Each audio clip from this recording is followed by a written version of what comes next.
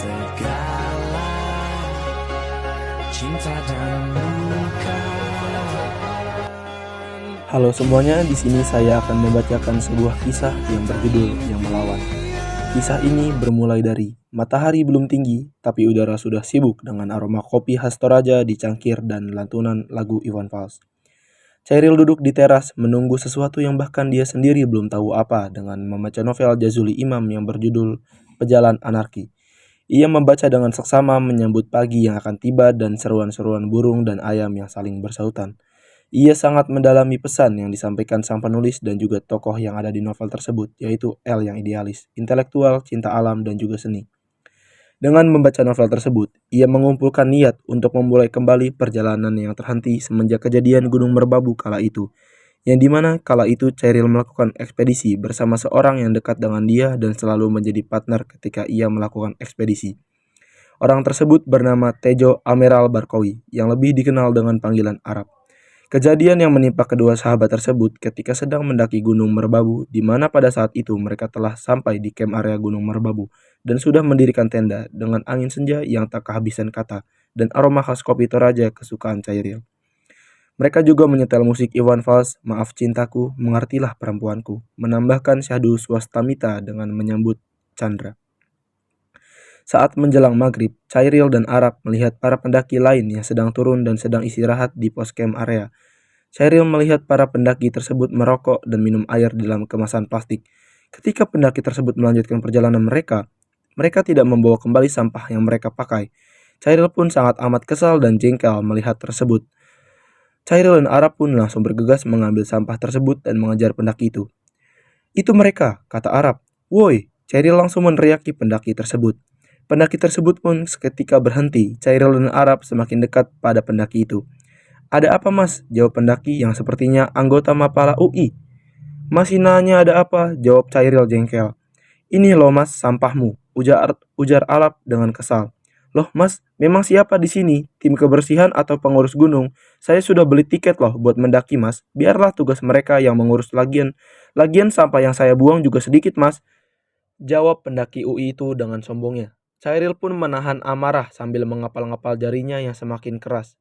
"Edan kono iki," Arab dengan amarahnya memaki. "Justru di situ kesalahan cara berpikir situ.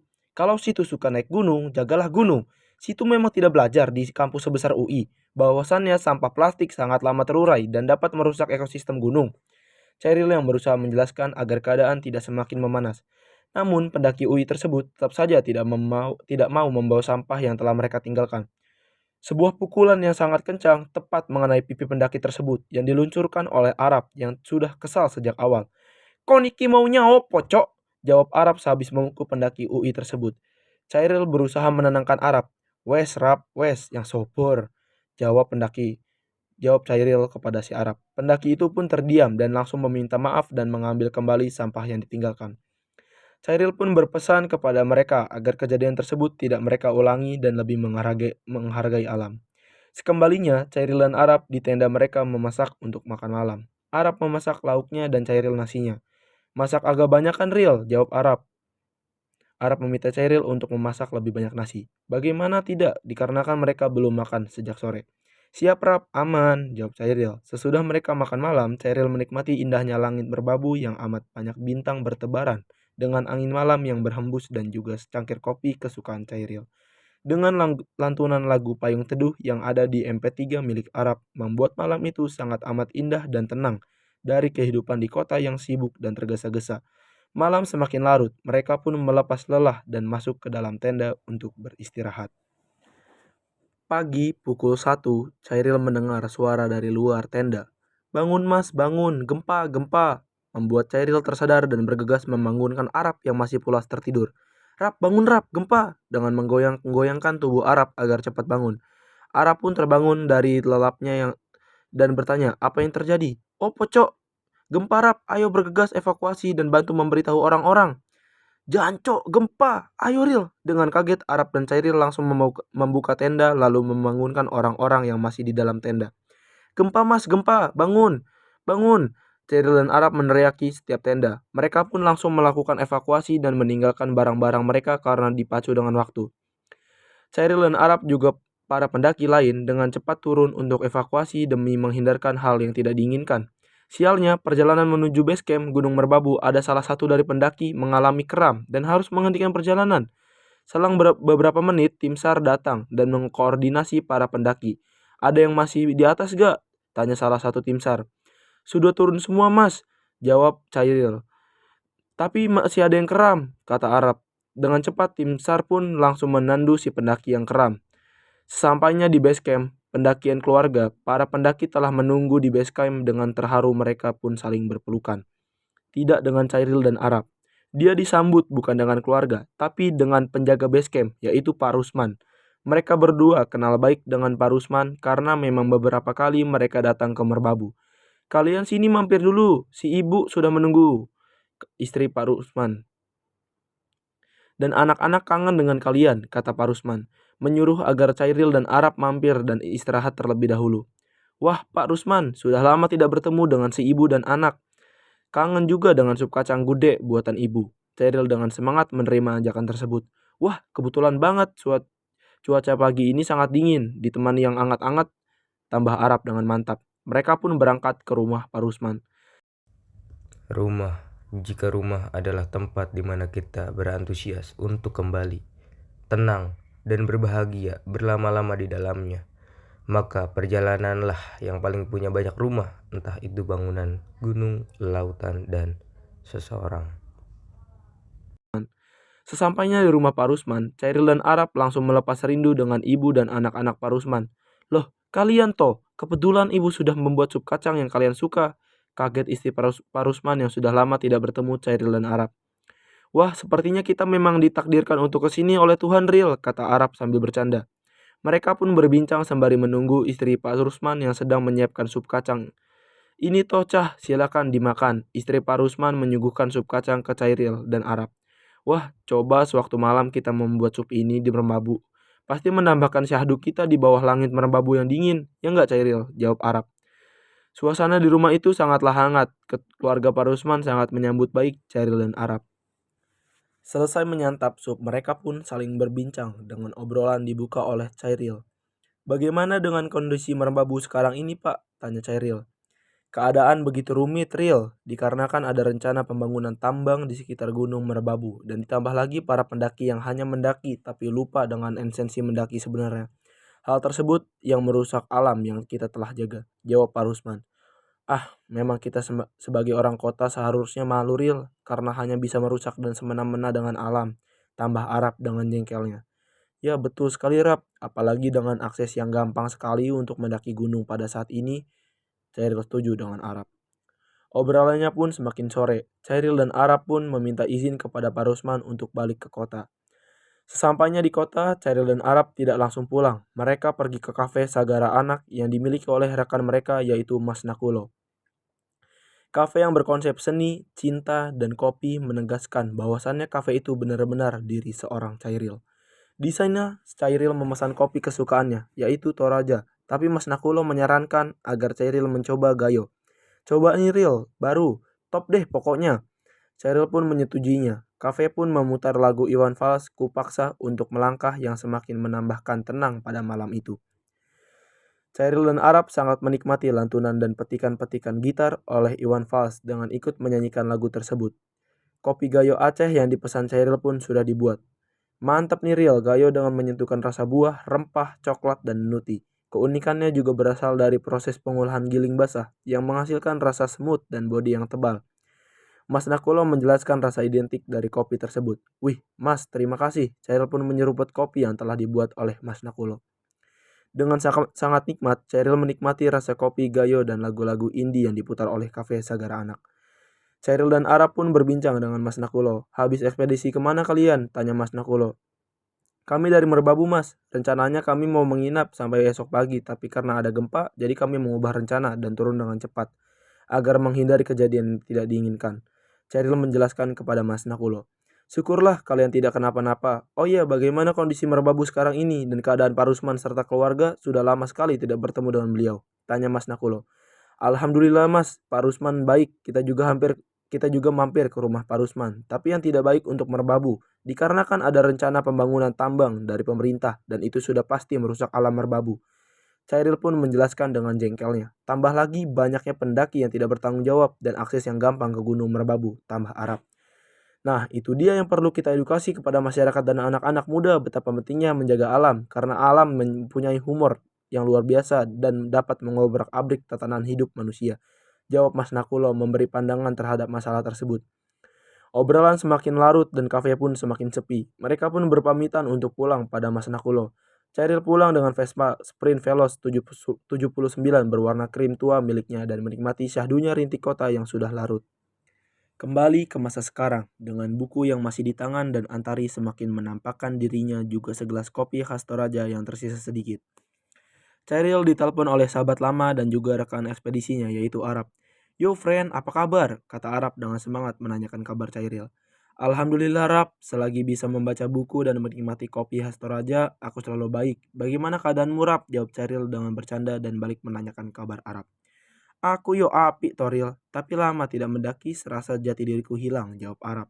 "Yap, betul sekali Rap, tapi setelah membaca buku Jazuli Imam membuat aku ingin sekali melanjutkan perjalanan yang kita lakukan Rap." Obrolan tersebut lumayan lama sampai pada saat mereka berdua memutuskan melanjutkan ekspedisi ke Gunung Jawa Barat yaitu Gunung Gede Pangrango. "Oke lah Rap, jadi kali ini pertama kali kita ekspedisi ke Gunung Jawa Barat. Pasti akan seru sekali," sebut Cairil yang ingin pergi ke ekspedisi gunung daerah Jawa Barat. "Oh ya pasti Ril, dan yang paling menarik ketika kita mengeksplor Padang Edelweiss di Gunung Gede, atau lebih dikenal oleh orang-orang dengan sebutan alun-alun Surya Kencana," jawab Arab dengan semangatnya. Mereka berencana menggunakan kereta untuk ke sana dan mengajak Mas Nakulo untuk menambah wawasan mereka dalam berekspedisi. Jeda, nikmatilah jeda. Terkadang keindahan hilang karena ketergesa-gesaan. Sorenya, Cheryl pergi ke kafe Sagara Anak untuk mendiskusikan rencana mereka kepada Mas Nakulo. Sesampainya di sana dengan musik khas kafe Sagara Anak yang dalam istilah itu adalah Cheryl sekali. Cheryl pun langsung memesan kopi kesukaannya yaitu Toraja dengan sembari menyapa barista di situ. Selain Mas Nakulo, kafe Sagara Anak mempunyai dua barista yaitu Mas Nakulo dan juga Mas Ranti. Seperti biasa pesan satu, Cheryl sudah akrab dengan kedua barista tersebut. Bagaimana tidak, kafe Sagara Anak besar konsepnya idenya yaitu dari Cairil. Salah satu contoh identik yang dimiliki oleh kafe Sagara Anak yaitu tidak menggunakan kemasan plastik sama sekali dan bekerja sama dengan petani kopi lokal dengan tujuan membangun ekonomi untuk para petani dan toko-toko kelontong. Cairil menanyakan keberadaan Mas Nakulo kepada Ranti. "Mas Nakulo kemana Tadi tuh lagi ambil pesanan kopi kayaknya, baru mau resto kopi balik Kintaman dan Perfecto," Ranti menjelaskan keberadaan Mas Nakulo. Pesanan kopi Toraja Cairil pun sudah siap dengan membaca buku Rumah Kaca yang ditulis oleh Pramudia Ananta Toer. Cairil menunggu Mas Nakulo dan Arab untuk berdiskusi tentang rencana yang telah dia buat untuk mendaki Gunung Gede Pangrango. Tidak lama kemudian, Cairil mendengar suara motor yang tidak asing. Yap, betul sekali, suara motor Honda C70 milik Arab dan disusul suara motor Honda Win milik Mas Nakulo. Sesudah bertemu, mereka pun saling melepas rindu dan berbincang-bincang bagaimana dengan rencana keberangkatan kita ke Gunung Gede Pangrango. Cairil bertanya kepada Mas Nakulo, "Menurut saya ada baiknya kita memakai kereta untuk menuju ke sana. Dikarenakan kalau memakai motor akan memakan banyak waktu dan kelelahan di jalan." Mas Nakulo memberi saran. "Oh ya, ada teman-teman dari Mapala UGM ingin ikut ekspedisi bersama kita. Apakah boleh?" Arab bertanya kepada Mas Nakulo dan Cairil dikarenakan ada rekan Mapala dari kampus UGM ingin mengikuti ekspedisi ke Gunung Gede Pangrango.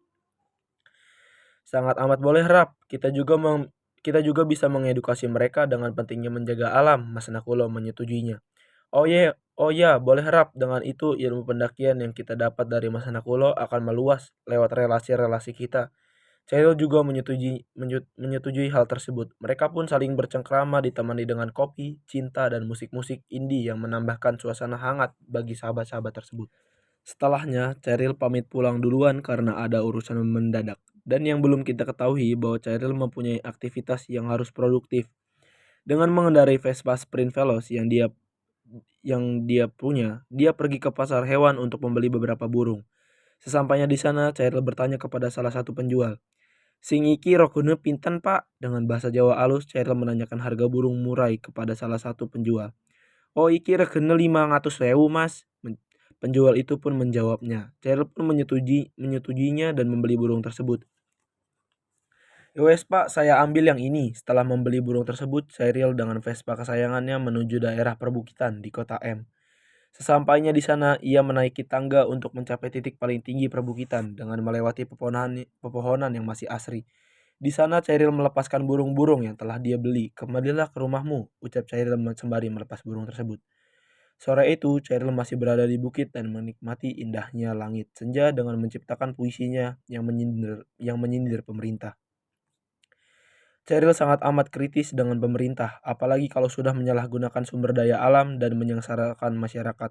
Antari pun mulai terbenam. Lagu dari Bob Marley, Three Little Birds, diputar melalui MP3 milik Cheryl menambahkan hangat sore itu. Setelah hari mulai redup, Cheryl pergi ke kota menuju alun-alun dengan angin malam, menaiki motor kesayangannya dan memutar lagu band Morfem yang berjudul Rayakan Pemenang di headsetnya. Sesampainya di alun-alun kota M, Cheryl melihat segerombolan anak jalanan dan gembel yang ada di kota. Cheryl pun langsung memarkirkan motornya dan menghampiri anak jalanan dan gembel-gembel tersebut. Cheryl menanyakan mereka sudah makan atau belum. Tentunya para gembel dan anak-anak jalanan tersebut mengatakan belum. Cheryl dengan cepat memberitahu kepada mereka untuk menunggu sebentar. Cheryl membeli makanan dan minuman untuk diberikan kepada gembel dan anak jalanan tersebut dan makan bareng dengan mereka. "Ayo dimakan, habiskan ya," Cheryl memujuk agar makanan tersebut dimakan. "Terima kasih banyak ya Om," kata salah satu anak jalanan dengan polosnya. Cheryl pun hanya bisa tersenyum mendengar hal tersebut. Dalam hatinya ia sangat sedih dan hampir menangis dan teringat dengan seorang anak bernama Silas yang ia temukan di wilayah Koari di pedalaman Kalimantan. Ketika ia menjadi relawan untuk pendidikan di sana dan juga menjadi aktivis untuk menolak adanya pengalihan kebun sawit yang dapat merusak alam yang ada di Kalimantan dan juga dapat memutus sumber daya alam yang dimanfaatkan oleh warga sekitar untuk keberlangsungan hidup mereka. Ia bertemu dengan Silas yang sedang menangis sendirian di pinggir jalan yang sepi, dan ketika ia ditanya oleh Cheryl mengapa ia menangis, Silas dengan tersengguk-sengguk menjelaskan bahwa ayah dan ibu dan adiknya bunuh diri karena tidak dapat melawan rasa lapar dengan meminum racun. Atas hal yang dialaminya di Kalimantan, ia tidak mau melihat di kota tempatnya tinggal terjadi masalah yang sama. Balik ke masa sekarang, Cheryl dan para anak jalanan juga gembel saling bencengkrama, juga suasana semakin hangat pada malam itu di alun-alun. Setelah selesai, Cheryl pun pulang ke rumahnya. Esok pun tiba. Pagi ini Cheryl dengan kebiasaannya membaca buku ditemani secangkir kopi khas Toraja dan juga lagu-lagu dari Iwan Fals. Hari itu Cheryl merencanakan untuk mengunjungi guru sekaligus mentor ia berseni, yaitu Pak Pram Toer. Setelah menyelesaikan rutinitas paginya, Cheryl berangkat menuju Pak Pram untuk sekedar berbincang dan menanyakan kabar. Sesampainya di sana, Cheryl mengucapkan Assalamualaikum dan mengetuk pintu rumah Pak Pram. "Ayo kamu toh," kata Pak Pram Toer sembari membukakan pintu. "Duduklah dulu Riel, di sini tidak ada kopi khas Toraja yang kamu suka Riel," Pak Pram Toer sembari bercanda. "Hehehe, tidak apa-apa Pak, saya cuma mau berbincang dengan Bapak," jawab Cheryl dengan bercanda. Bu, lihat siapa yang datang, pasti kamu suka dan kangen pada dia," Pak Pram mengasih tahu istrinya. Dan ya, memang Cheryl dan Pak Pram dengan keluarga sudah saling kenal dan dekat. "Kamu Toril, bagaimana keadaanmu sekarang? Sudah punya pacar?" Bu Sekar menanyakan kabar Cheryl yang dibumbui dengan bercanda. "Ah, si ibu, selalu deh kalau ketemu saya nanyanya itu terus," jawab Cheryl yang berpura-pura jengkel. Obrolan pun semakin hangat. "Ibu buatkan teh dulu ya Riel?" tanya istri Pak Pram menawarkan teh.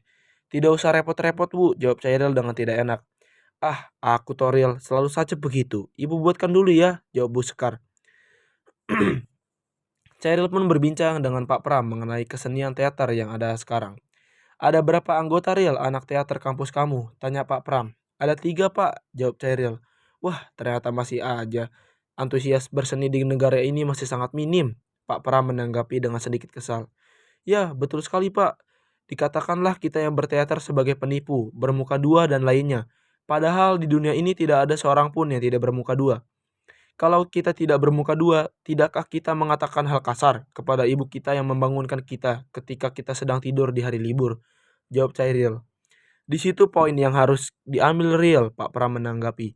Setelahnya Bu Sekar sudah membuatkan teh untuk Cairil dan Pak Pram.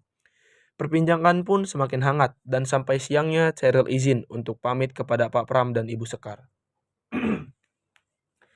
Setelah dari rumah Pak Pram dan Ibu Sekar, Cairil menuju daerah sebelah timur kota M. Di sana terdapat pantai dan juga rekan aktivis dan seni Cairil yang tinggal di pesisir pantai itu. Dengan menaiki motor Vespa tuanya, Cairil tiba di sana. Ia pun langsung ke rumah Fiersa, rekannya. Cairil mengetuk pintu yang terbuat dari bambu. Itu yang keluar bukan Fiersa, namun istrinya yang bernama Wamena. "Roh, Cairil, sudah lama sekali saya tidak melihatmu. Sini ke dalam dulu," kaget Wamena dengan bahasa timurnya. "Oh iya mbak, saya di luar saja. Indah sekali tempat tinggal kalian berdua, bisa melihat senja setiap sore," jawab Cairil sembari memuji rumah pasangan Fiersa dan Wamena. Cairil pun menanyakan keberadaan Fiersa kepada istrinya itu. "Fiersa kemana mbak? Tadi sepertinya dia bilang ada kumpulan bagi para nelayan lokal dan dia menjadi pemateri untuk acara tersebut," jawab Wamena yang menjelaskan keberadaan Fiersa kepada Cairil.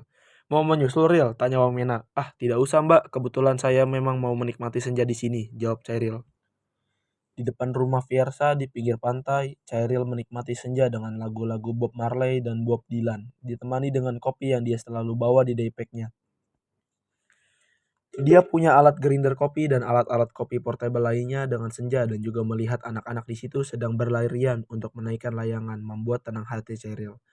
Hari pun semakin gelap, Fiersa tak kunjung tiba. Cairil pun berpamitan dengan Wamena dan pulang ke kota. Seperti biasa, Cairil tidak pulang ke rumahnya dulu. Ia mampir dulu ke kafe Sagara Anak untuk sekedar mencicipi kopi yang baru datang.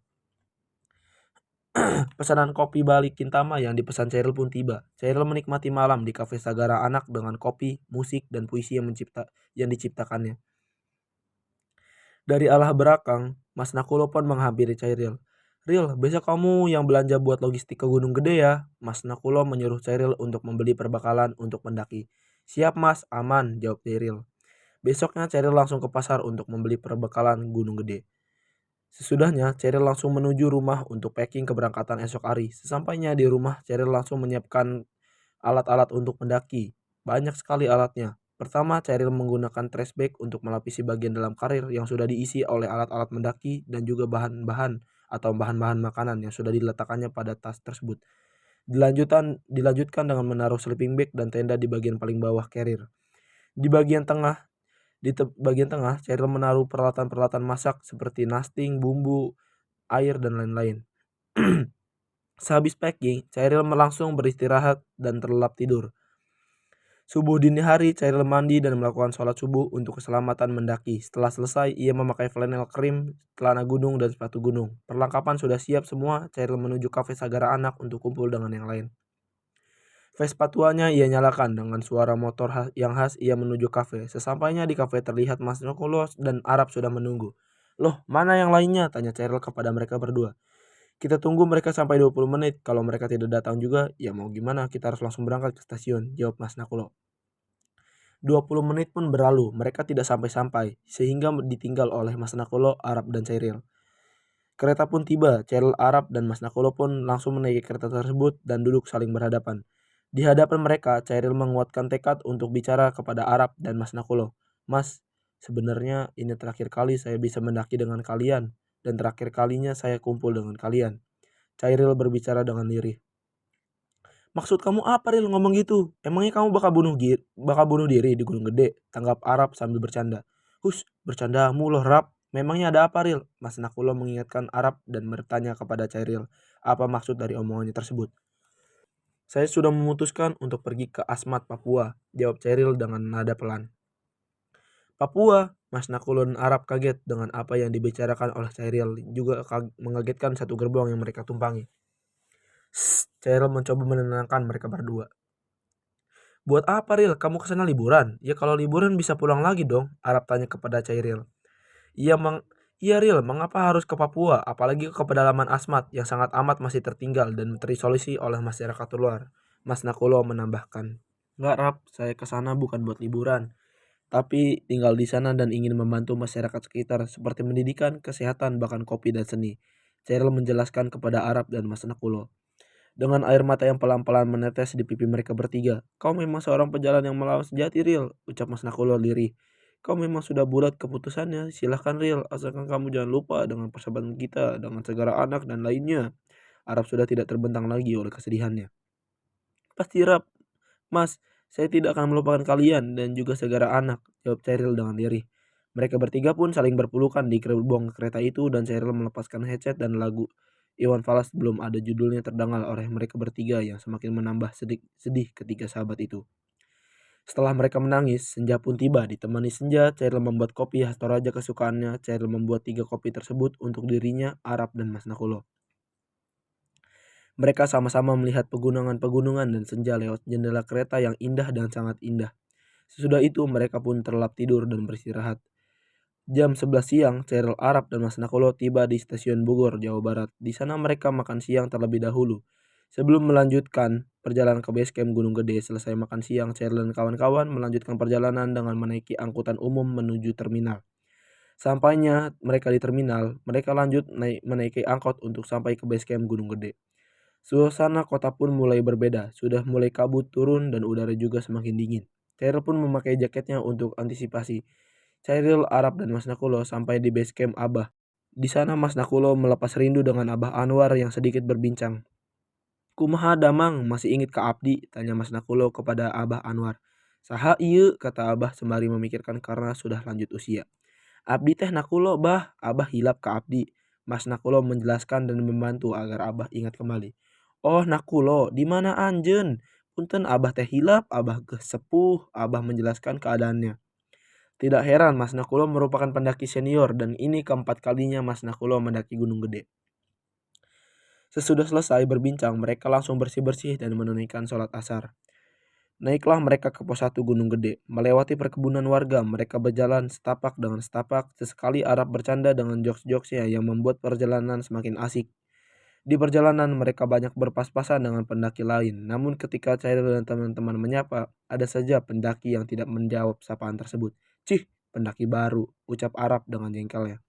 Rab, jangan gitu, biarkan saja. Mungkin mereka belum tahu etika dalam mendaki." Chairil menenangkan Arab. Tak terasa mereka pun sampai di pos 1. Di sana mereka melihat pos pendakian yang sangat kotor, ulah pendaki yang tidak bertanggung jawab. Mereka pun istirahat sebentar di pos 1 untuk hanya sekedar minum air sedikit. Lanjut lagi mereka naik trek yang agak basah dan licin karena diguyur bekas hujan semalam. "Kalau ada yang capek bilang ya, jangan malu buat bilang," Mas Nakulo mengingati Arab dan Cairil. "Iya Mas, pasti," jawab mereka berdua. Di sana mereka merasa perbedaan gunung-gunung Jawa Barat dan gunung-gunung Jawa Tengah.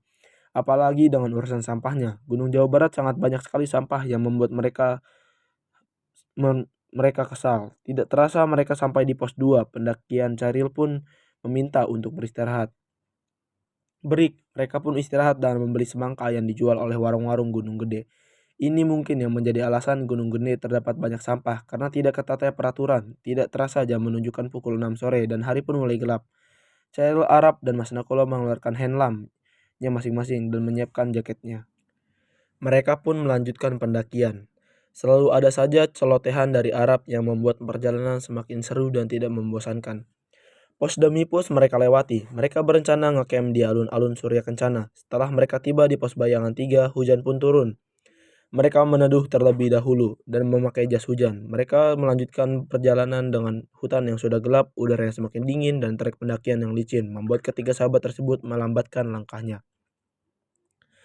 Dengan segenap tenaga, tekad, dan doa yang kuat, mereka melawan rasa ingin menyerah itu. Jalan dengan setapak demi setapak, pos demi pos sudah mereka lalui. Kini mereka berada di pos 4. Arab meminta istirahat. Tak terasa jam sudah menunjukkan pukul 8 malam. Di pos 4, Chairil membeli wedang bajigur untuk menghangatkan tubuh dan sekedar menselojorkan kakinya. Setelah 15 menit istirahat, mereka melanjutkan perjalanan. Sebelumnya Mas Nakulo sudah melihat peta jalur pendakian dan satu pos lagi yaitu pos 5 atau lebih dikenal dengan Surken. Sesampainya di Surken, air mata Chairil, Arab, dan Mas Nakulo hampir jatuh melihat langit yang begitu indah sehabis hujan, bintang-bintang bertebaran. Mereka mencari lahan untuk membangun tenda. Sesudah ketemu, mereka pun langsung membuat tenda, diawali dengan menggelar alas tenda agar supaya tenda tidak kotor dan lebih hangat. Menggelar flysheet untuk antisipasi air hujan. Sesudah memasang tenda, mereka mengganti pakaian yang sudah basah dengan pakaian kering agar supaya terhindar dari hipotermia. Jam 5 subuh, Cheryl bangun dan melihat Mas Nakulo sedang membuka karirnya untuk mengambil tas kecil untuk Sumit, sedangkan Arab sedang buang air kecil. Cheryl pun bersiap-siap untuk Sumit. Berangkatlah mereka, Sumit, dengan hari yang masih gelap dan trek yang semakin curam. Sesudah mereka menyambut sunrise, mereka pun turun dan menuju tenda yang berada di alun-alun Surya Kencana. Setibanya di sana, jam menunjukkan pukul 7:30 dan hari pun mulai terang. Cheryl teringat oleh almarhum ibu dan ayahnya. Di sini, di padang yang luas ini, dua kepribadian yang berbeda dipersatukan di tempat ini sehingga terciptalah aku berbarengan dengan Tuhan menciptakan Ranu Kumbolo dan Sagara anak. Cheryl dengan lirihnya. Sesampainya di tenda, mereka langsung membuat sarapan dan membuat kopi di hamparan padang Edelweiss yang sangat amat indah. Cheryl menyalakan lagu slang, Ku Tak Bisa. Arab dan Mas Nakulo menikmati sebatang kretek. Rencananya ketiga sahabat itu turun pada jam 12. Mereka pun beristirahat. Tidak terasa jam pun menunjukkan pukul 12. Cheryl bergegas mempacking barang-barangnya. Mereka pun turun. Tidak seperti naik, turun lebih cepat. Mereka sampai di base camp hanya dengan kurun waktu 1,5 jam. Sesampainya di base camp, mereka langsung bersih-bersih, makan dan beristirahat. Mereka berencana balik ke kota M pukul 3 sore dan beristirahat dulu di base camp. Sore pun tiba, mereka berpamitan dengan Abah Anwar untuk pulang. Abdi teh pamit balik ya bah, ujar Mas Nakulo. Senja pun tiba, inikah senja terakhir yang kita bersama Ril? Tanya Arab. Mereka pulang dengan angkutan umum menuju stasiun. Sesampainya di stasiun, mereka makan terlebih dahulu sembari menunggu kereta yang agak terlambat. Sudah makan, mereka naik kereta dan menuju stasiun Kota M. Kereta pun tiba di stasiun Kota M jam 3:30 subuh. Sesampainya di sana, mereka langsung pisah arah dan menuju rumah masing-masing untuk beristirahat. Sesampainya Cheryl di rumah, langsung terlelap di tidurnya. Suara ayam pun terdengar. Cheryl bangun membersihkan alat-alat dan pakaian untuk dibawa ke Papua. Rencananya Cheryl berangkat ke Papua besok pagi. Di rumahnya, Cheryl menikmati kopi khas Toraja pada pagi hari di Kota M terakhir kalinya. Cheryl menulis surat perpisahan untuk Mas Nakulo dan Arab. Malamnya, Cheryl langsung menuju kafe Sagara Anak untuk sekedar perpisahan dengan kafe itu dan mengasihi surat untuk Mas Nakulo. Namun sesampainya di sana, ia tidak menemukan Mas Nakulo. Yang ada hanyalah Ranti. Dia pun menitipkan suratnya kepada Ranti untuk Mas Nakulo dan Arab. Dengan Vespa-nya, dia menikmati malam terakhir di Kota M sembari menuju rumahnya. Sesampainya di rumah, dia packing barang-barang dan beristirahat. Besoknya, Cheryl langsung menuju ke bandara dan menunggu pesawat untuk keberangkatan ke Papua. Hingga akhirnya pesawat pun tiba. Cheryl berjalan menuju pintu masuk ke area pesawat, namun dari kejauhan dia mendengar ada yang memanggilnya. Dia pun menengok ke belakang dan melihat kedua sahabatnya, Arab dan Mas Nakulo mengejarnya. Langkah Cheryl terhenti. Dia pun langsung memeluk sahabatnya itu dengan air mata yang terbentang lagi ketika sahabat itu akan berpisah. Teruslah melawan, Cheryl sahabatku, ucap Mas Nakulo. Buat kalian kalau kangen saya, kalian melihat kafe Sagara Anak saja, karena itu adalah sejatinya diriku. Cheryl dengan diri perlahan meninggalkan Arab dan Mas Nakulo menuju pesawat. Itulah akhir dari cerita Cheryl yang melawan. Pastikan suaraku datang laut. Pastikan jiwaku menjadi bagian dari api. Pastikan rohku menghidupi sajak ini.